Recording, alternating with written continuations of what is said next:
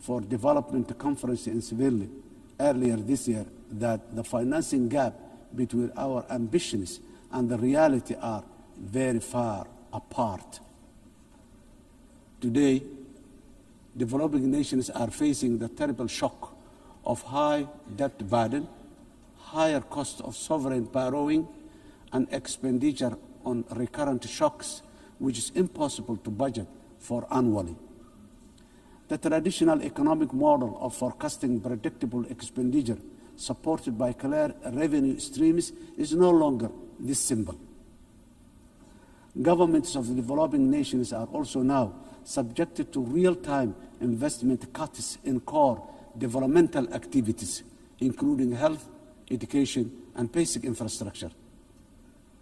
This is because of realignment of the already dwindling development assistance they use to receive from the developing nations. This is not sustainable, and if we, as a community of nations, are to achieve collective developmental progress together. Excellencies, ladies and gentlemen, in Somalia, we are taking responsibility of our own economic development by building on the successes of our recent reform based on the debt relief. Today, we are focused on mitigating the excruciating cost of public service investment by continuously raising domestic revenue, strengthening public financial management systems, and enforcing strict expenditure controls while enhancing transparency and accountability. Furthermore, we are committed to benefiting from strategic location and natural resources through trade with our region and the world. In line support of this ambition, Somalia has joined the East Africa Community and is ratifying the African Continental Free Trade Area policies and joining World Trade Organization. Process is going on very well. Climate emergency, we are also resolute in our commitment to combat the devastating impact of climate change in the most vulnerable communities, especially those who are unable to mitigate and adapt effectively. Climate change is wreaking havoc across the world, with the most vulnerable countries suffering systemic and repetitive meteorological and socio-economic shocks. These devastating economies, destroying livelihoods and diverting limited public resources towards mitigating and adaptation responses, which take away from other vital social investment like education and health. The impact of climate change is forcing governments in developing countries, including my own, to make impossible financial trade-offs, which hamper our own aspiration for investing in resilience and development. Around 10% of the developing nations' budgets are diverted to responding to climate change. This needs to be addressed urgently through developed industrialized nations by meeting their financial obligations for climate crisis they continue to exacerbate. The climate crisis that continue to exacerbate. Excellencies, ladies and gentlemen, the resilient Somali people live with the climate crisis every day. For us, climate change is not an abstract. It is a horrible reality of disrupted and destroyed lives. Somalia's contributes almost nothing to global emission, yet we endure some of the harshest consequences. Droughts, floods, and rising seas erode livelihoods and displace families, threatening to undo the progress we are making towards peace and development. As a government, we understand that addressing the adverse impact of climate change is a global public good that requires strong partnership and genuine burden sharing. On our part, Somalia has adopted the National Climate Change Policy, updated our National Determined Contribution, and is preparing its first biennial transparency report.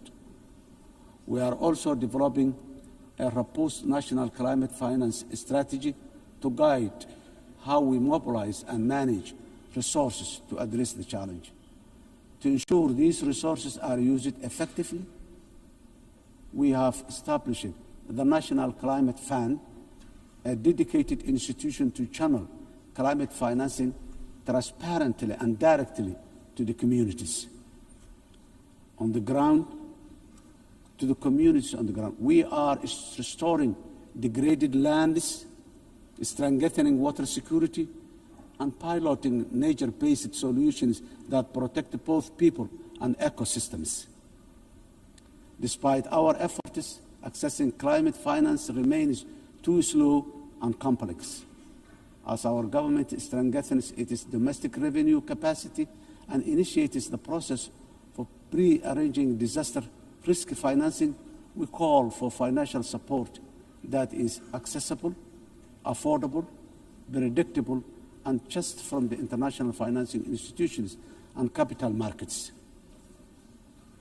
Nations on the front line, like Somalia, cannot be left to face this crisis alone, unsupported by the dominant global financial architecture, which is not fit for the purpose in this age of great challenge.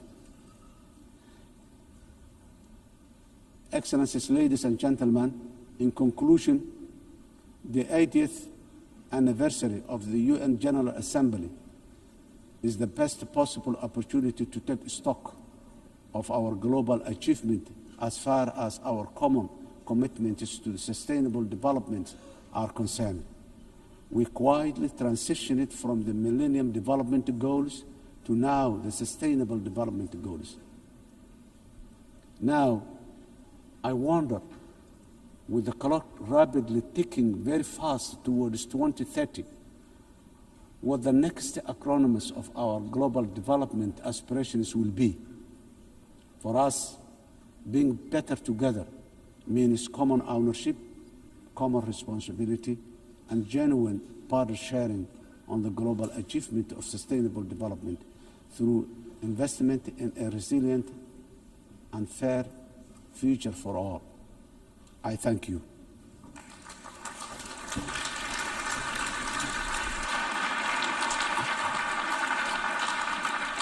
On behalf of the Assembly, I wish to thank the President of the Federal Republic of Somalia.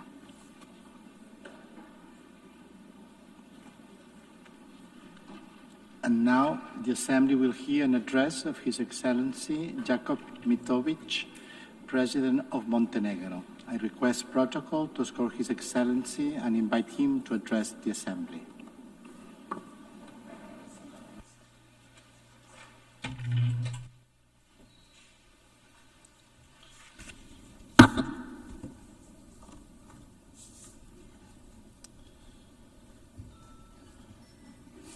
Mr. Speaker, Excellencies, ladies and gentlemen, allow me to convey my warmest congratulations to Her Excellency Annalena Baerbock on her election as the President of the 80th session of the General Assembly. This election is both historic and inspiring, as she is only the 5th woman entrusted with this very high responsibility. We recall Vijaya Lakshmi Pandit from India, who spoke with the voice of a liberated Asia. Angie Brooks, a Liberian diplomat and a judge who championed the rights of small states and women in Africa. Haya Rashid Al Khalifa from Bahrain, who brought a message of dialogue and international law from the heart of the Middle East. And Maria Fernanda Espinosa from Ecuador, who raised her voice for climate action and indigenous people of Latin America. And each of them left a mark of their time.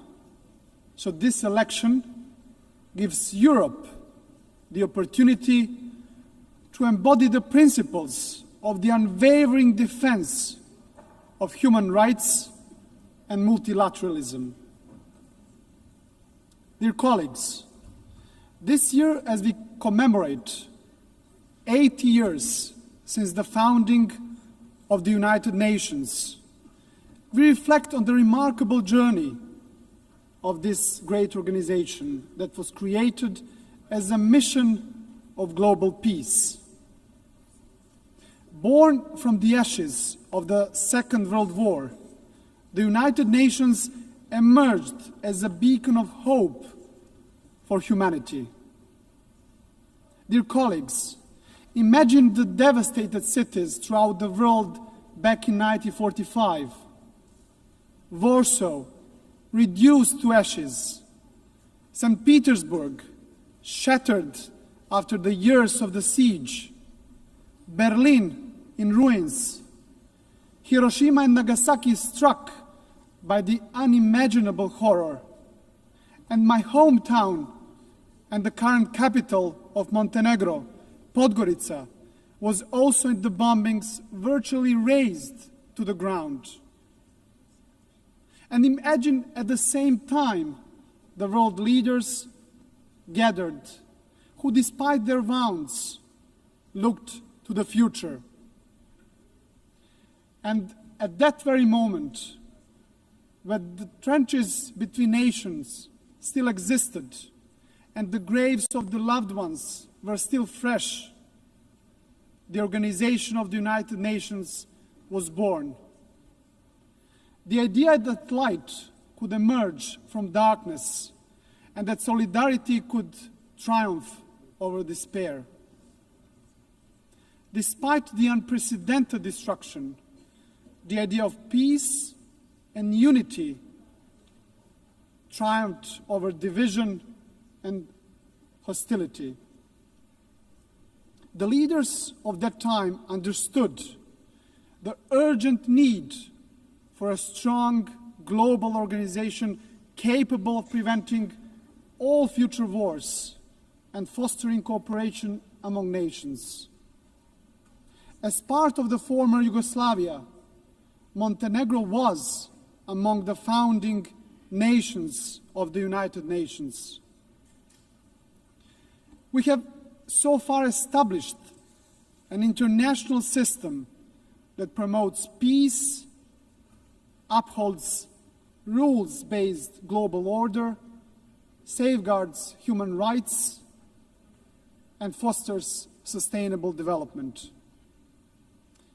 Dear colleagues, without the United Nations, much of our collective progress would have remained just a distant dream. Yet, even after 8 decades, we must also acknowledge a sobering truth.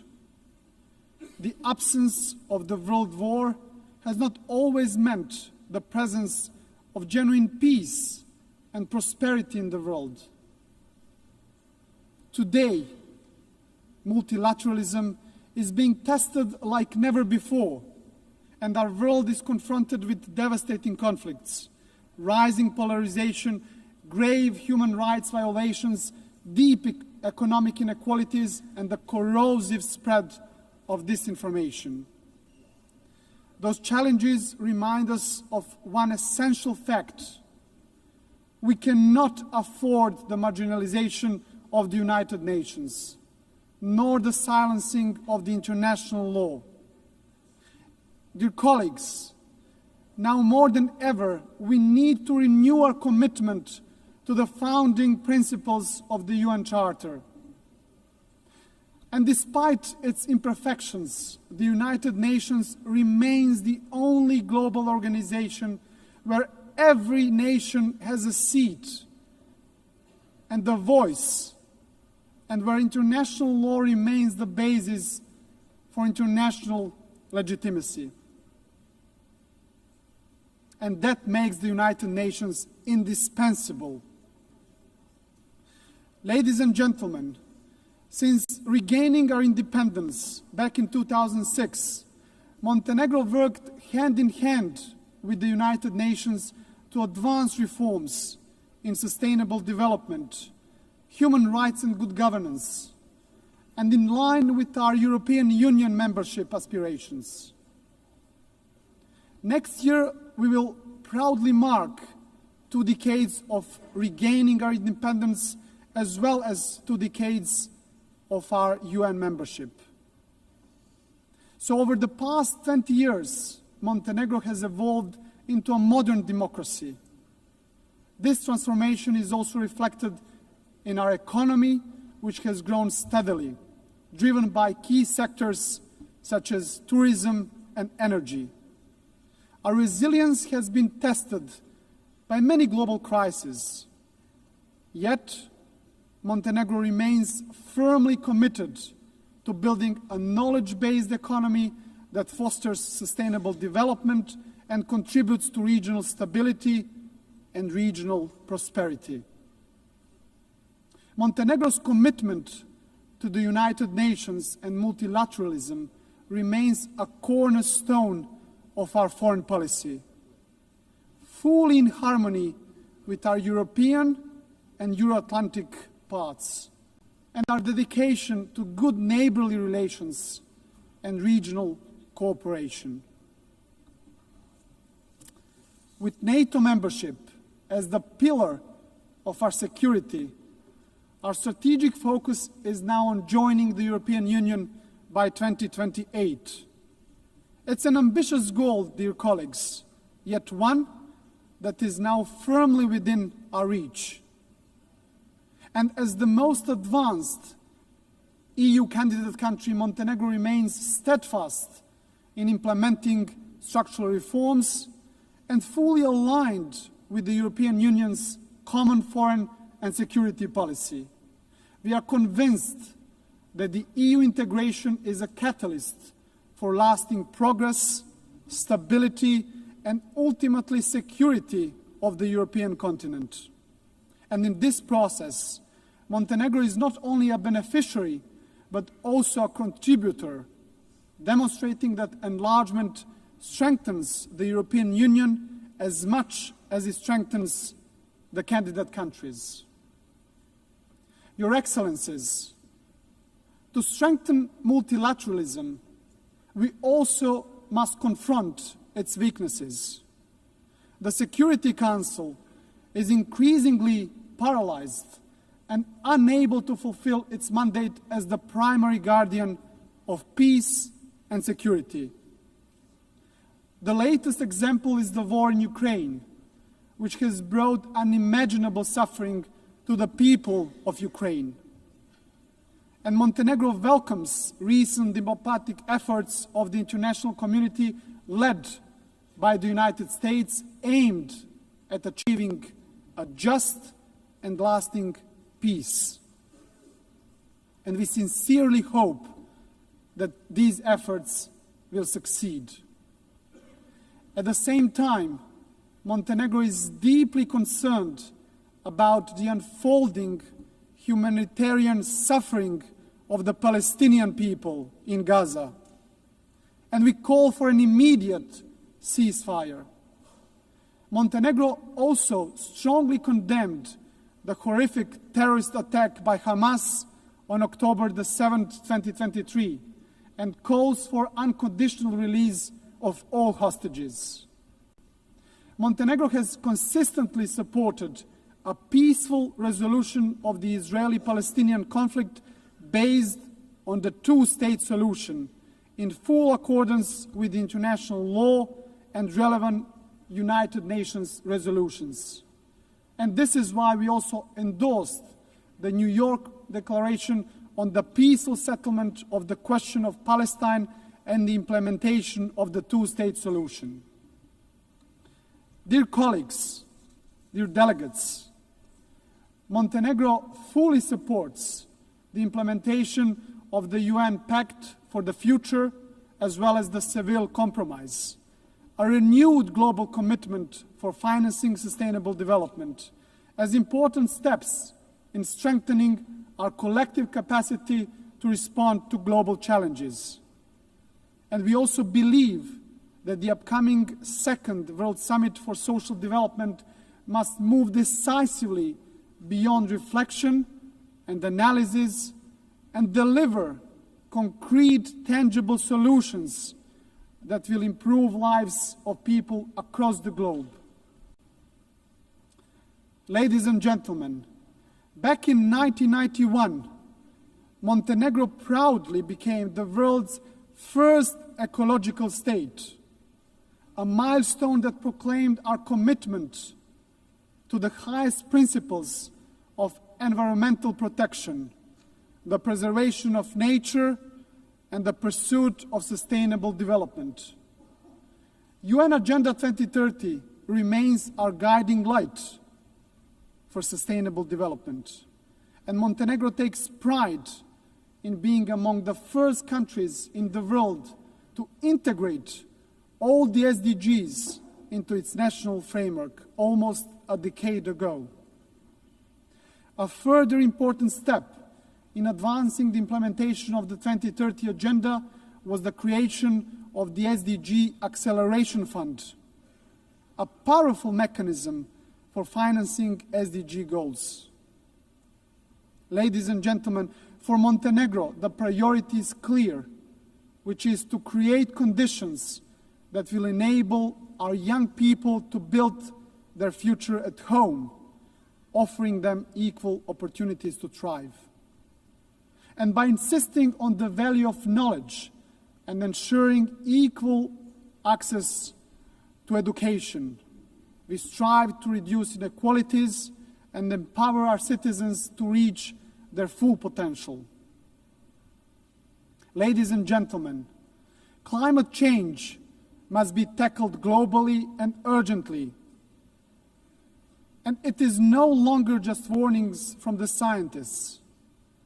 It is floods that swallow villages and cities, fires that destroy forests, fields, and homes, and delaying a more decisive action on the international scale means gambling with the lives of those who live today, but also of the future generations. Dear colleagues, rapid technological change, and particularly the rise of the artificial intelligence, must be harnessed in a safe, responsible, and inclusive manner. Technology should be an evolutionary gift to humanity, developed, founded, and guided with social responsibility, serving the greater good. Ladies and gentlemen, globally, human rights and fundamental freedoms continue to face serious challenges. And while significant progress has been achieved in advancing women's rights since the adoption of the Beijing Declaration, much remains to be done. In this regard, Montenegro is fully committed to gender equality. We have harmonized national policies with the best international standards, strengthened our institutions dedicated to the protection of women's rights, and promoted women's leadership in all spheres of our society.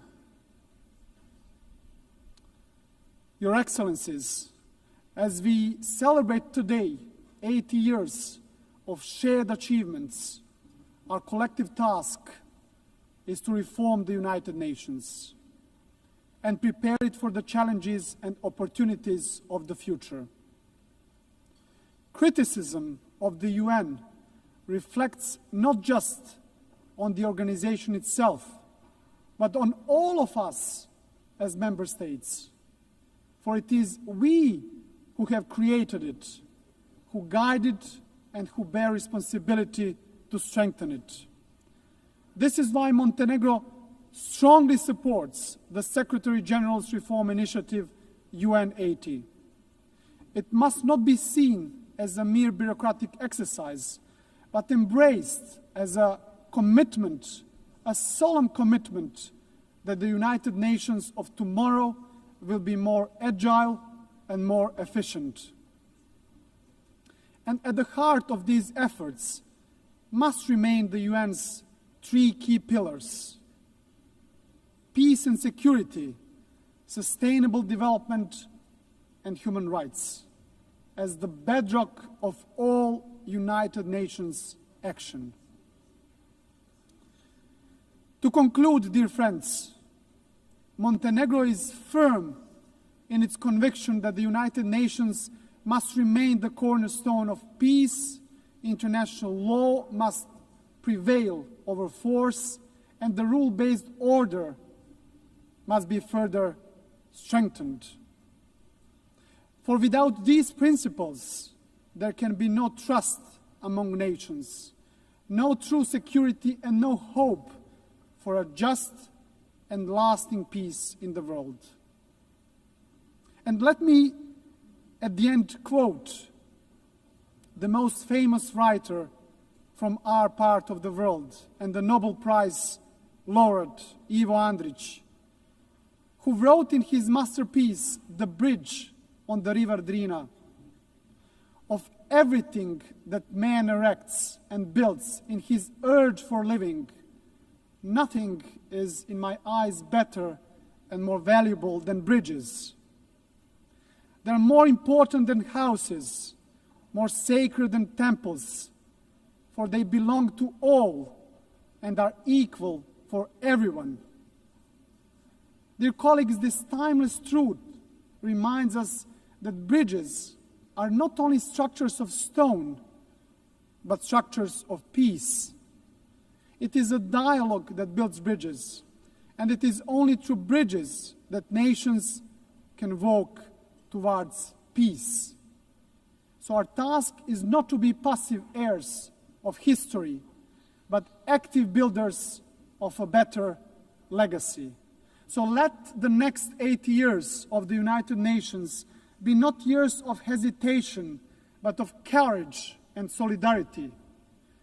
So guided by these values, Montenegro will continue to build bridges, strengthen dialogue, and work tirelessly towards a future of stability, future of progress, and future of common success, fully aligned with the very spirit and mission of the United Nations. Thank you very much for your attention.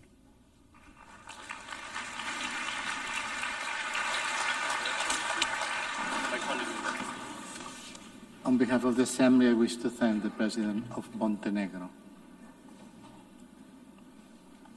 In accordance with Resolution 80/1 of 19 September 2025, I give the floor to the distinguished observer of the Observer State of Palestine to introduce an address by the head of the state.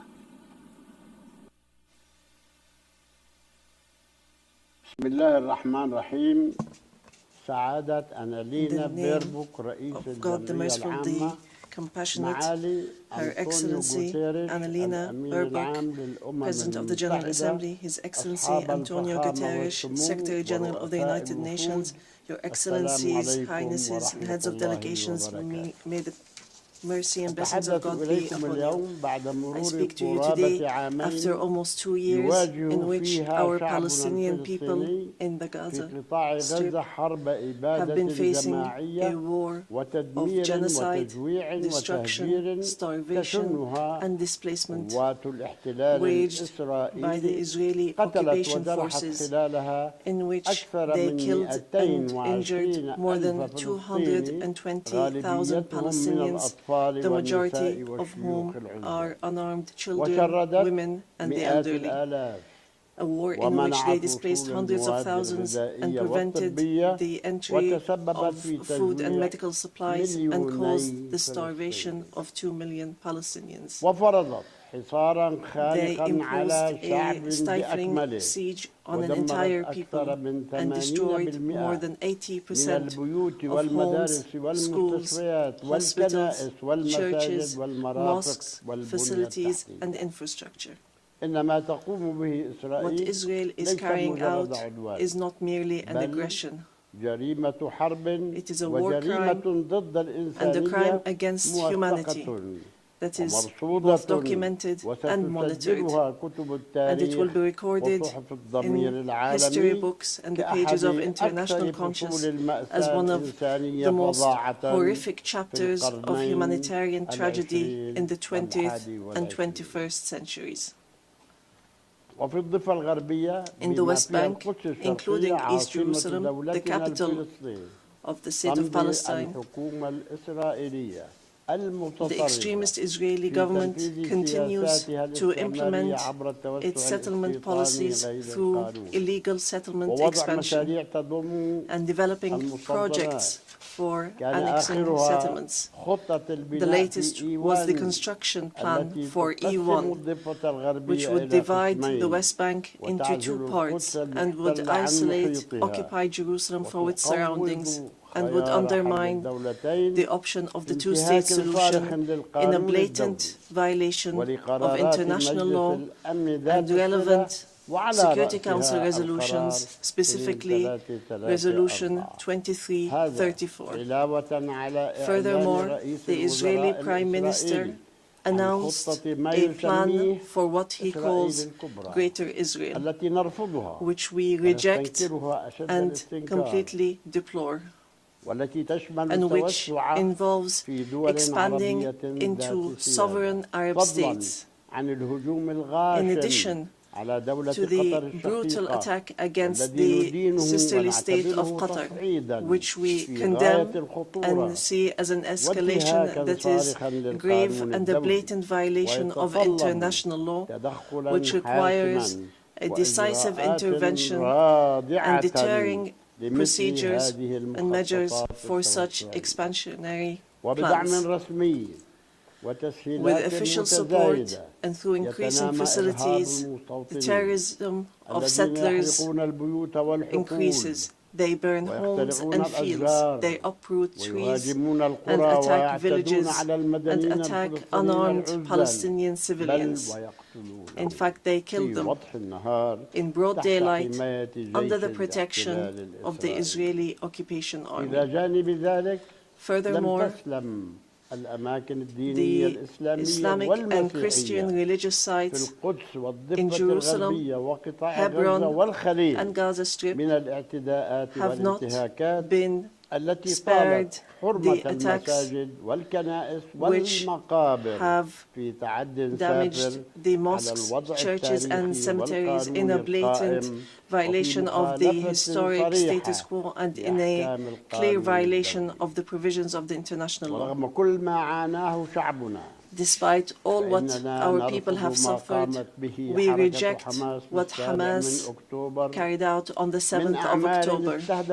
These actions that targeted Israeli civilians and took them hostages, because these actions do not represent the Palestinian people, nor do they represent their just struggle for freedom and independence. We have affirmed, and we will continue to affirm, that the Gaza Strip is an integral part of the state of Palestine, and that we are ready to bear full responsibility for governance and security there. Hamas will not have a role to play in governance. Hamas and other factions will have to hand over their weapons to the Palestinian National Authority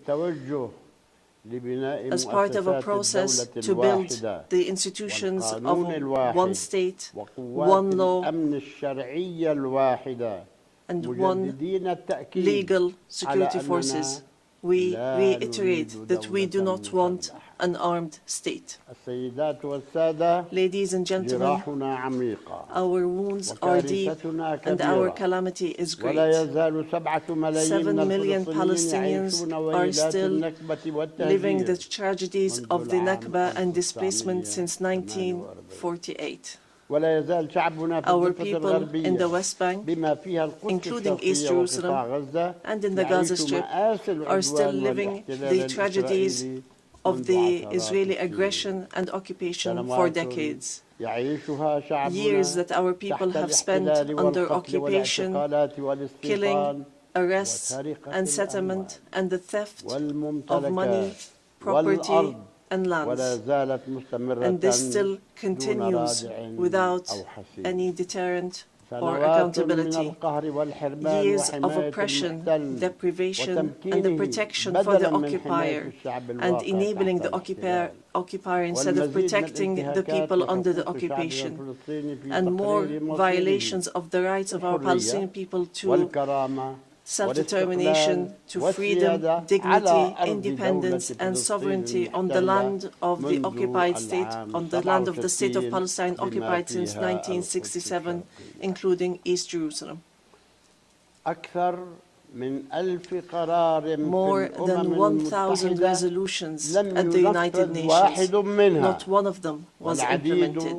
There have been many efforts, many international initiatives without reaching an end to this tragic situation that the Palestinian people are living under the yoke of occupation.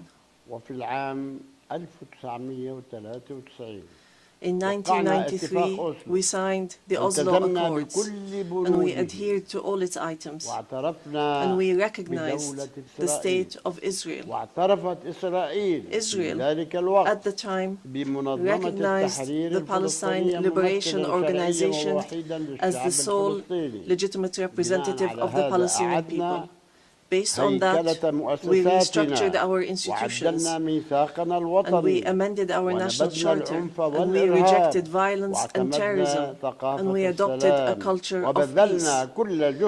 We made all our efforts to build the institutions of a modern Palestinian state that lives side by side in peace and security with Israel. But Israel did not adhere to the signed agreements and has worked systematically on undermining them.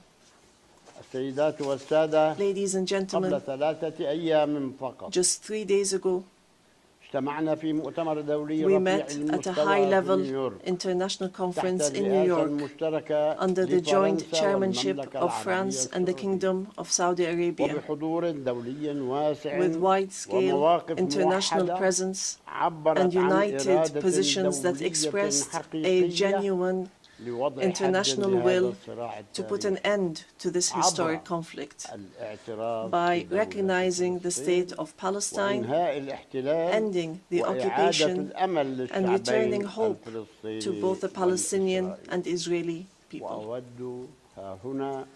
And here I would like to, on behalf of the Palestinian people, to express our gratitude and appreciation to all the states that recently recognized the state of Palestine and those that intend to recognize the state of Palestine soon. We urge all the states that have not done so yet to recognize the state of Palestine. We call on supporting Palestine obtaining full membership in the United Nations. It should be noted that we have already recognized Israel's right to exist in 1988 and in 1993. And we still recognize this right. In this regard, we would like to thank France, the UK, Canada, Australia, Belgium, Portugal, Luxembourg, Malta, Monaco, San Marino, Andorra, and Denmark for their recognition of the state of Palestine. We would like to thank all 149 states which had previously recognized the state of Palestine. Our people will not forget this noble position. We would also like to commend the role of the chairmanship of this conference, the Kingdom of Saudi Arabia and France, and also the United Kingdom. We would also like to thank all the states that headed the various working groups and those which participated and continue to participate in the International Alliance for Peace. We would also like to thank the states that are supporting our efforts to stop the genocide and the occupation and achieve peace. We highly appreciate جميع الشعوب all the والمنظمات peoples and organizations around the world التي تظاهرت دعما who لحقوق الشعب protested in الفلسطيني support of the في rights of the الحرية Palestinian people to freedom ولوقف and الحرب independence والتدمير and to stop والتجويع the war, destruction and ونرفض starvation. الخلط We بين reject التضامن مع القضية confusing the الفلسطينية solidarity with the ومسألة العادات Palestinian cause السامية and the والتي issue of نرفضها anti-Semitism, انطلاقاً which is something من that we قيمنا reject based on our ومبادئنا. values and principles. وفي إطار ترحيبنا بما Within the صدر عن framework of المؤتمر welcoming الدولي للسلام the نجدد outcomes اليوم of the International أمام Conference for الجمعية Peace, العامة we تأكيدنا reiterate على today ما before the General Assembly أولاً the following points. ضرورة First, الوقف الفوري the need والدائم للحرب for في an غزة. immediate and permanent end to the ثانياً war in إدخال Gaza. المساعدات الإنسانية دون شروط The entry من خلال without منظمات conditions of الأمم humanitarian المتحدة بما aid فيها وكالة through الأونروا United Nations organizations, استخدام including the التجويع UNRWA, كسلاح and to stop ونشكر using في هذا starvation الصدد as a الدول weapon. And here والمنظمات we would like to thank الصديقة والشقيقة the brotherly and التي friendly states and ترسل organizations المساعدة. that have been sending ثالثاً aids. الإفراج عن Third, جميع the الرهائن release of والأسرى all من الجانبين. hostages and prisoners on both sides. رابعاً الانسحاب الكامل The complete للاحتلال withdrawal من of the قطاع غزة. occupation from the Gaza ورفض Strip مخططات and the التهجير rejection of the ووقف plans for الاستيطان displacement and putting وإرهاب an end to المستوطنين settlement, وسرقة the الأرض terrorism of والممتلكات settlers and the الفلسطينية theft of تحت Palestinian مسميات الضم lands and ووقف property الاعتداءات under على الوضع the التاريخي والقانوني headline of annexation الأماكن and stopping المقدسة the aggression وجميعها against the status quo in أعمال أحادية holy sites. These are تقوض all حل unilateral الدولتين actions that undermine the غزة two-state والضفة solution in Gaza, the West Bank خامساً and Jerusalem. تولي دولة Fifth, فلسطين the state of مسؤولياتها Palestine كاملة should بدءاً take باللجنة their full الإدارية responsibility, لقطاع غزة starting with the التي administrative يرأسها committee وزير for the في Gaza الحكومة Strip, الفلسطينية which is chaired by a minister in the Palestinian government to manage the affairs of the Gaza Strip for والربط مع a temporary الضفة period, الغربية and وكل then to ذلك connect that with the West Bank, عربي all ودولي through Arab and بوجود international عربي support, ودولي and with Arab and لحماية international المدنيين presence في غزة to protect ودعم civilians in القوات Gaza الفلسطينية and تحت support مظلة the الأمم Palestinian forces under the المتحدة umbrella of the ولا United يكون Nations بديلاً عنها. rather than سادساً being a replacement. ضمان بقاء سكان Sixth, قطاع to غزة في guarantee that أرضهم the residents of the Gaza دون Strip تهجير. remain on their lands وتنفيذ without خطة displacement, تعافي and to وإعادة implement a الإعمار recovery and في كل reconstruction من plan قطاع in both غزة the Gaza والضفة Strip الغربية. and the West Bank.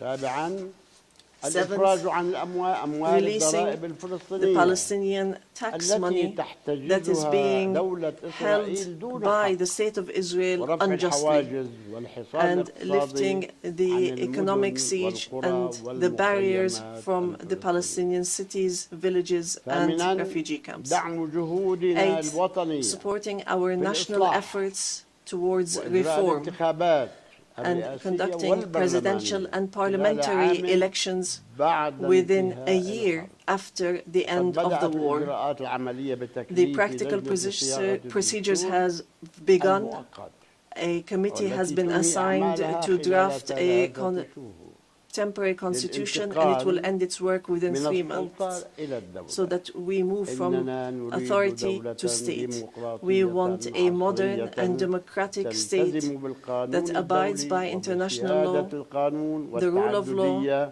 and والانتقال multilateralism, السلمي and the للسلطة peaceful transition ونحرص of كل power. الحرص And we على are تمكين extremely keen to empower المرأة والشباب. women and the youth. تاسعاً Ninth, نعلن استعدادنا we declare للعمل that we are ready مع to الرئيس work الأمريكي with دونالد US ترامب President Donald ومع Trump المملكة and with العربية the Kingdom of السعودية Saudi وفرنسا Arabia والأمم and المتحدة France, the United وجميع Nations and الشركاء all partners لتنفيذ خطة to السلام implement the التي peace plan أقرت في that was المؤتمر approved المنعقد في in the 22 conference سبتمبر الماضي that was held بما on the يفتح 22nd of الطريق September نحو in a way سلام that would lead عادل towards وتعاون a just إقليمي. peace and السيدات regional والسادة، cooperation. Ladies and gentlemen, نقولها اليوم today بكل وضوح we say clearly لن يتحقق السلام Peace cannot be achieved if justice is not ولن achieved. تكون هناك عدالة And there can be ما no لم justice تتحرر if Palestine is not freed. نريد أن نعيش بحرية We وأمن want to وسلام live in كبقية freedom, شعوب الأرض security and peace like في all other دولة people on مستقلة earth, ذات in سيادة an على independent, حدود sovereign state on the borders of وعاصمتها القدس 1967 الشرقية with East Jerusalem في أمن as our capital, وسلام مع in جيراننا. security and peace with our نريد neighbors. دولة مدنية We want a عصرية modern civilian خالية state that is من free العنف of والسلاح violence, والتطرف weapons and تحترم extremism, القانون one that وحقوق respects law, الإنسان human rights, وتستثمر في and الإنسان invests والتنمية in والتكنولوجيا people, والتعليم development, technology لا and في education, الحروب not والنزاعات. in wars and conflict. وقد آن الأوان لأن ينصف The time المجتمع has come الدولي for the الشعب international الفلسطيني community to do right by the لينال Palestinian حقوقه people المشروعة في so that they الخلاص may من obtain الاحتلال their rightful, ولا يبقى their رهينة legitimate rights to be rid للسياسة of the occupation الإسرائيلية and to not remain a التي hostage تنكر علينا to the حقوقنا temperament of الأساسية Israeli politics, وتواصل which الظلم denies our والقهر rights and والعدوان. continue نحن in their injustice, ماضون في oppression, and طريقنا. aggression. We are وسنواصل continuing to النضال move forward, and we will السلمي continue والقانوني our peaceful, legal, والدبلوماسي and diplomatic من أجل fight نيل to حقوقنا. obtain our rights. وفي الختام نقول In conclusion, لأبنائنا وبناتنا we في say to our الوطن sons and وفي daughters in the المنافي homeland, وفي الشتات in the exile, and in إن the الجراح diaspora, مهما نزفت no matter how وإن much our المعاناة wounds bleed, مهما طالت and no matter how long the فإنها suffering لن lasts, تكسر it will فينا not إرادة break الحياة our will to والبقاء live and survive. فيبزغ فجر الحرية The dawn of freedom will emerge, وسيرفرف علم and the فلسطين flag of عاليا Palestine في will fly سمائنا high in our skies رمزا للكرامة as a symbol of dignity, والصمود steadfastness, والتحرر من نير and being الاحتلال. free from the yoke of فلسطين occupation. لنا Palestine is ours. درة قلوبنا Jerusalem is the jewel of our heart and our eternal لن نغادر capital. وطننا. We will not leave ولن our نرحل عن homeland. أرضنا. We will not leave our وسيبقى lands. شعبنا متجذراً Our people كالزيتون. will remain rooted like the ثابتاً olive trees, كالصخر. firm as the ينهض rocks. من تحت We will الركام rise from ليبني under the من rubble جديد. to rebuild ويرسل من and to أرضه send from our المباركة blessed and holy land رسائل messages الأمل of hope وصوت الحق and the sound of وجسور truth and السلام right, and العادل build the bridges لشعوب منطقتنا of just peace for the وللعالم people of our بأسره. region and the والسلام entire world. عليكم May the ورحمة الله peace and mercy and blessings of God be upon you.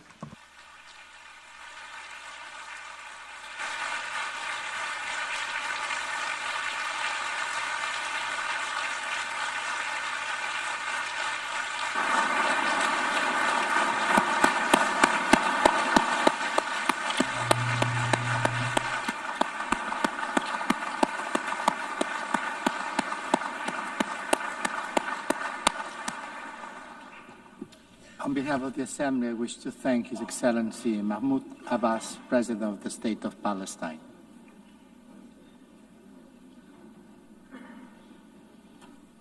The Assembly will hear an address now by His Excellency Rashad Mohammed Al-Alimi, President of the Presidential Leadership Council of the Republic of Yemen. I request protocol to escort His Excellency and invite him to address the Assembly.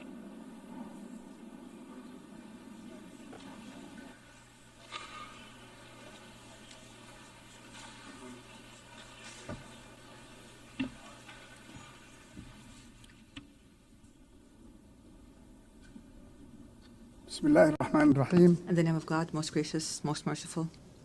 خطابي اليوم سيكون My statement today تحت عنوان will be entitled من أجل اليمن For Yemen, من أجل العالم. for the world. أصحاب الجلالة Your والفخامة والسمو Majesties, Your Excellencies, Your السيدة Highnesses, رئيس الجمعية العامة Madam للأمم President of المتحدة the General Assembly of the السيد United الأمين Nations, العام Mr. Secretary General, السيدات والسادة Ladies ممثلو and الدول gentlemen, الأعضاء. distinguished delegates. في البداية تقدم للسيدة I would first Annalena like Baerbock to offer Madam Annalena Baerbock and her friendly country, the Federal Republic of Germany. I'd like to offer them our sincere congratulations on her election as President of the United Nations General Assembly.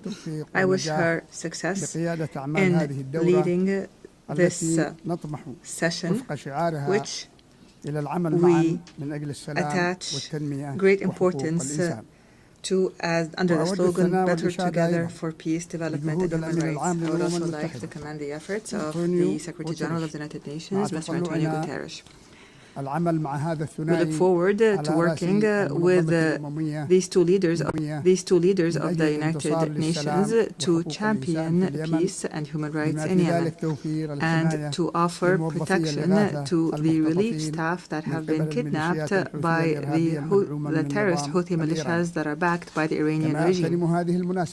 I also take this opportunity to offer our sincere congratulations to our great Yemeni people who tonight are celebrating the anniversary of the overthrow of the racist Imamate regime 63 years ago and the birth of the republic that is based on the principles of liberty, justice, and abolishing differences and class discrimination and encouraging the participation of women and guaranteeing rights and liberties. Ladies and gentlemen, within this organization, which was built in the aftermath of a horrific war, humanity 8 decades ago pledged that no people would be left alone to face dictatorship or chaos or famine without the backing of the international community.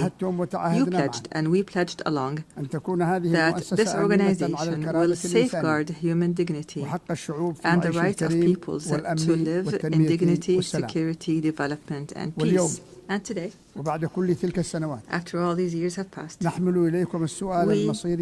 pose to you the same hateful question from the Yemeni people, whether these values and principles continue to exist or not, or else what would it mean for our country to be left hostage to the Iranian regime's expansionist schemes and its militias that use hunger as a weapon, religion as a tool, and maritime passages as a means of blackmail. What does it mean for this country with an ancient history to become one of the most dangerous hotspots of terrorism, cross-border terrorism in the world? Therefore, we are here today not simply to speak of the epic confrontation of the Yemeni people against the most violent and arrogant of terrorist organizations at all. Rather, we are here to build on what was achieved and to call on the world once again to take action and not simply to take note, and to achieve the salvation that we have promised our people, not simply a repetition of statements of the past. Ladies and gentlemen, Yemen today is not simply a domestic crisis. Rather, it is a test of the credibility of the international organization. After a decade has passed to the coup that was orchestrated by the Houthi militias, supported by the Iranian regime, against the national consensus, our people are living one of the gravest humanitarian crises, facing security threats that transcend our borders and spread to the region and the entire world. The Houthi militias are no longer a rebel group in a remote area in the country. Rather, the Houthi militias are an international terrorist organization armed to the teeth with an advanced Iranian arsenal, including ballistic missiles and drones and booby-trapped boats and sea mines and fissile projectiles and other qualitative weapons that are internationally banned. In addition, this outlaw group supports networks that smuggle drugs and utilize new technologies to disrupt communications and guidance systems in an attempt to transform Yemen into a laboratory to experiment with the weapons of its supporters. These are not simply tools of war. Rather, this is a scheme to redraw the map of Iranian influence in the region. And those who are lenient with this group today must imagine how tomorrow will be when the Red Sea and maritime passengers fall prey permanently to this terrorism. Therefore, ladies and gentlemen, the past years have proven that the policy of conflict management, by offering more incentives, has only brought more disaster and destruction. Moreover, the policy of containment has given the Houthi militias the time and the resources to further expand its arsenal. The United Nations was unable to protect its own staff who are kidnapped in Sana'a, unable to protect the oil installations and the commercial ships. It has become clear that the peace we seek cannot be asked for, but must be imposed by force. Ladies and gentlemen, it has become incumbent upon the world to reconsider its position on the Yemeni situation. On the one side, there is a widespread national front that believes in international legitimacy and adopts the values of partnership and democracy and maintains local diversity and popular participation and works on building the institutions of the state. This is the front that I represent today, myself and my brothers, the members of the Presidential Council and the government, which is a member of the United Nations and represents all Yemenis, men and women alike.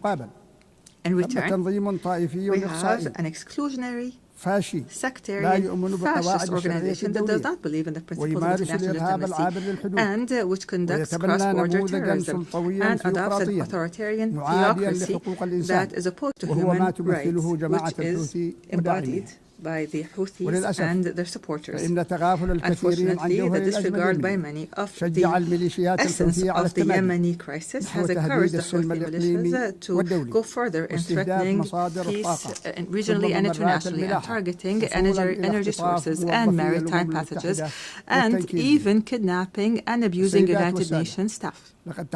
Ladies and gentlemen, I have spoken to you from this podium in the past. And at the time, I asserted that the government of the Republic of Yemen is always ready to embrace a comprehensive peace, even if that includes making painful concessions, as long as they come in the interest of the Yemeni people. However, and after our efforts to maintain peace have failed, it has become necessary to move collectively and firmly to impose peace. Therefore, I call on you today to form an effective international coalition to restore security and stability to Yemen, a coalition that would rebuild the institutions of the state and would liberate the country from the clutches of the militias and all forms of terrorist groups. Ladies and gentlemen, the United Nations General Assembly, in its 80th session, seems to be in dire need to prove to its members that international law is not simply enough, and that the rules-based international order is not simply a selective call. Yemen and Gaza, in this context, are the moral testing ground of this important organization. They are the place where we can definitely confirm that the might of right is still able to confront the right of might. And here, the Palestinian cause lies in the heart of this issue as a wound that continues to bleed, and the central cause of the Arab people, which is now also witnessing an important transformation to the overwhelming recognition of an independent state. And here we would like to express our sincere gratitude to our brothers and sisters in the Kingdom of Saudi Arabia for their efforts, along with their French partners, to achieve these unprecedented political gains. We'd also like to confirm here our full support for the Palestinian Authority and the two-state solution in accordance with international resolutions and the Arab Peace Initiative, and we call upon the rest of the member states to recognize Palestine and to support the rights of its people and their dignity. And at the same time, we reiterate our rejection of the use by outlaw militias of this just cause that has as a trading card, which has only brought Palestine more isolation and destruction. Your Majesties, Excellencies, and Highnesses, in the midst of the suffering of the Yemeni people that has lasted for 11 years, our brethren have not left us alone, namely the Kingdom of Saudi Arabia, the United Arab Emirates, who have not only worked to protect the Yemeni state from collapse, but for the entire region from falling into the clutches of the Iranian scheme. They have presented a practical model of strategic partnership based on development. The world must adopt this model and not simply watch it. At the end of last week, our brothers in the Kingdom of Saudi Arabia once again announced additional economic aid to the country's budget and basic services at a time when the Yemeni government is facing extreme financial bottlenecks. And we hope that the international community would join this effort so that we could keep millions of Yemenis alive. Mr. President, ladies and gentlemen, the title of my statement today was For Yemen, for the world. We are not calling upon you today to simply work for Yemen, but for the entire world. Yemen must not be left to fall prey for blackmail and terrorism, because this would mean opening the door to more victims, and this would deliver a blow to the credibility of this organization. And its principles. What we ask from you are not new statements, but international action, firm international action to support the legitimate, trusted partner on the ground. The time has come to launch an international coalition that will liberate Yemen from terrorism and rebuild its national state, and would guarantee the security and the world, the security of the region and the world from the dangers of cross-border terrorism. And this is what we call for, to regain sovereignty in our country and put an end to the chapter of militias once and for all. I thank you, and peace and God's blessings be upon you.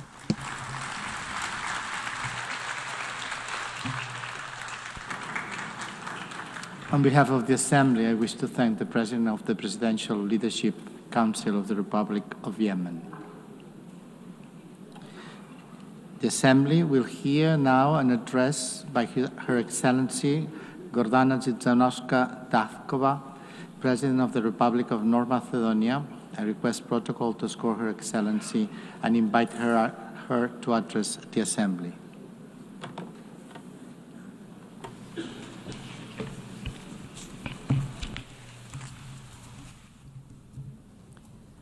Почитувана председателке на Генералното собрание на Обединетите нации, госпожа Аналена Барбок, почитуван генерален секретар на Обединетите нации, господин Гутереш, членки ексцеленции, дами и господа. Како темел на меѓународното право и мултилатерализм, Обединетите нации спречија нова светска војна, превенираа бројни конфликти и ги увлажија последиците од многу хуманитарни кризи. They have helped many nations embark on the path to sovereign equality, lifted millions of extreme poverty, and educated entire generations. They have inspired a global movement for rights and freedoms, for social justice and equality. They have raised awareness of environmental protection and mobilized humanity in the fight against climate change. For these and many other achievements, the United Nations, its agencies and leaders have won no less than 12 Nobel Peace Prizes. Nevertheless, the United Nations today face a geopolitical and geoeconomic earthquake that is shaking the foundations of the post-World War II order. Today's crisis stems from deep tectonic shifts, undermining the principles that shaped the world for the past 80 years. A new geopolitical era is emerging before our eyes.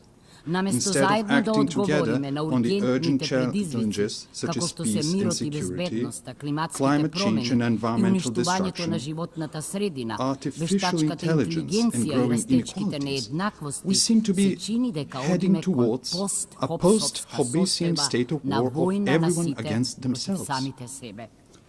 Instead of a single international order, parallel orders seem to be emerging, each with its own rules, values and interests, often directly against one another. Being paralyzed and isolated when most needed, I wonder if the United Nations is turning into the League of Nations. The signs are all around us. Instead of creating a sense of shared future, humanity is facing wars and loss of humanness. With international humanitarian law increasingly ignored, hunger is weaponized and humanitarian workers are targeted. Amid everyday violence, the world is oscillating between nihilistic pessimism and hedonistic escapism, between hopeless lamentation and heartless indifference, as in the first decades of the 20th century. The tremors of the international order have opened deep geopolitical fault lines. One of the most active is in Ukraine, where war has been raging for 3.5 years. Russia's aggression is a flagrant violation of the Charter of the United Nations and a direct threat to international peace and security. We also express our deep concern of the recent violations of the airspace of Poland, Romania and Estonia. Every one of them are NATO member states. We supported the joint statement of September 12 and call for immediate de-escalation, full respect for international law, and use of preventive diplomacy to reduce tensions and preserve peace. Your Excellencies, the geopolitical fault line also runs through the Western Balkans region. The Macedonian accession process to the European Union has been continuously obstructed for 20 years, but not on the basis of objective Copenhagen criteria, but for subjective nationalistic reasons.